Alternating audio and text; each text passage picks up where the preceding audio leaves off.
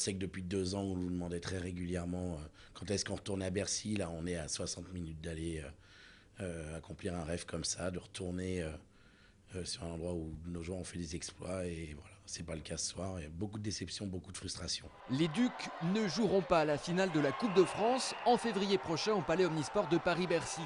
Mardi soir, c'est Dijon qui s'est qualifié dans une patinoire du Haras archi-comble et évidemment déçu de voir son équipe s'incliner 6-3 après un match mené de bout en bout par les Dijonnais.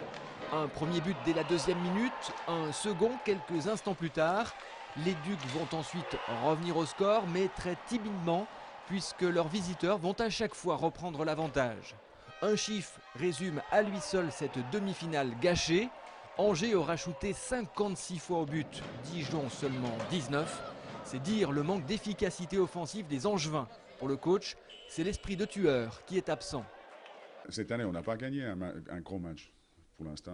Alors c'est-à-dire qu'il y a quand même un problème quelque part. Et eux, ils jouent correctement, il y a beaucoup d'engagement par chaque joueur, mais on trouve toujours une façon à perdre contre les grosses équipes ou dans les matchs qui sont très importants. Pour Angers, c'est maintenant le début d'une période compliquée.